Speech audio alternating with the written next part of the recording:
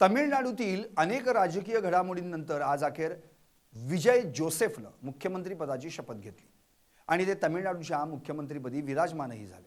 मात्र त्यासोबत शपथ घेतलेल्या इतर 9 शिलेदारांची देखील मोठी चर्चा सध्या सोशल मीडियावर होताना दिसतेय। या प्रमुख 9 शिलेदारांची माहिती देणारा हा स्पेशल रिपोर्ट।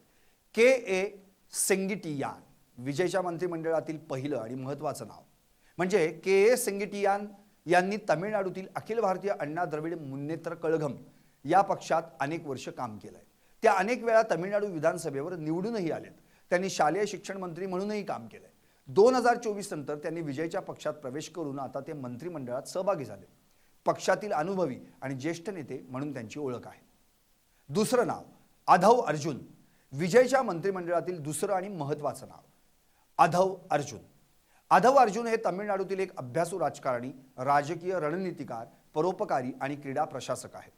अर्जुन टीव्हीकेचे सचिव असून त्यांनी यंदाच्या निवडणूक प्रचाराचं व्यवस्थापन सांभाळत चेन्नईतील विल्लीवाक्कम विधानसभा मतदारसंघातून विजय मिळवला आणि आता विजयच्या मंत्रिमंडळाचा भागही बनले।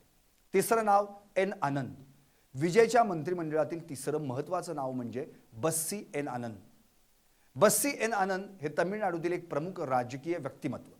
ते अभिनेते, राजकारणी सी जोसेफ विजय यांचे निकटवर्तीय अशी देखील त्यांची ओळख आहे। ते टीव्हीकेचे सरचिटणीस आणि प्रवक्ते देखील आहेत। त्यांनी चेन्नईतील त्यागराया नगर मतदारसंघातून विधानसभा निवडणूक लढवली आणि आता विजय यांच्या मंत्रिमंडळात मंत्री म्हणून शपथ घेतली। चौथं नाव अरुण राज विजयच्या मंत्रिमंडळातील चौथं महत्त्वाचं नाव म्हणजे के अरुण राज। टीव्हीकेचे सरचिटणीस अरुण राज यांनी मंत्री म्हणून शपथ घेतली। तिरुतेनगोड विधानसभा मतदारसंघातून नवनिर्वाचित आमदार म्हणून ते निवडून आले। ते माजी IRS अधिकारी आहेत। त्यांना देखील मंत्रिमंडळात स्थान देण्यात आले। प्रशासनातील माहिती आणि अभ्यासू चेहरा अशी त्यांची ओळख आहे।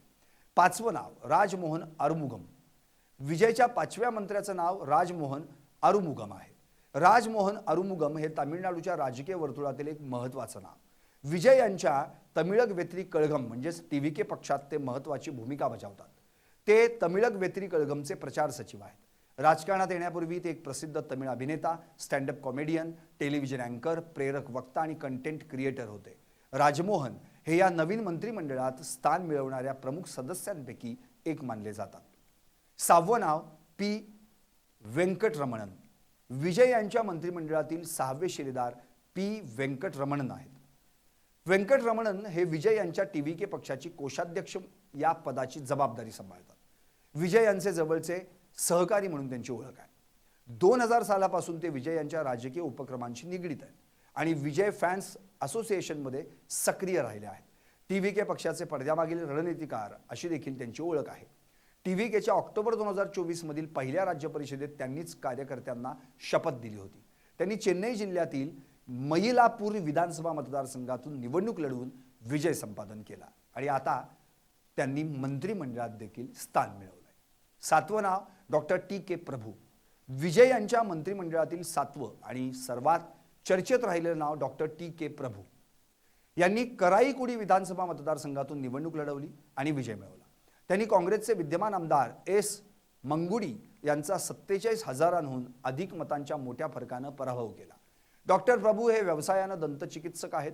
विजय यांच्या टीव्हीके पक्षातील डॉक्टर्स युनियन आणि युवा चेहऱ्यांपैकी ते एक प्रमुख नेते मानले जातात।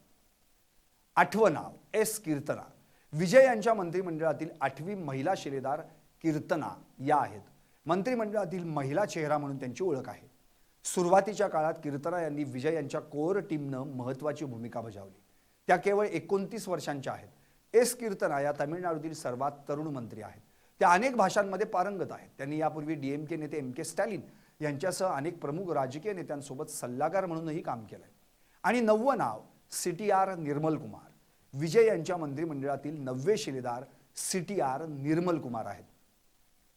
टीव्हीके पक्षाचे सरचिटणीस असून सोशल मीडियासोबत ते पक्षाच्या डिजिटल प्रचाराची धुरा सांभाळतात।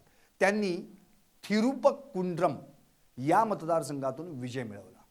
निर्मल कुमार हे पूर्वी भाजप आणि MIDMK यांच्यासारख्या मोठ्या पक्षांच्या IT विंगमध्ये कार्यरत होते। भाजपच्या IT विंगचे राज्याध्यक्ष म्हणूनही त्यांनी काम पाहिलंय। ते एक कुशल डिजिटल रणनीतिकार मानले जातात। विजय यांच्या पक्षाला सोशल मीडिया आणि डिजिटल प्लॅटफॉर्मवर भक्कम आधार तयार करून देण्यात त्यांची मोठी भूमिका राहिली आहे।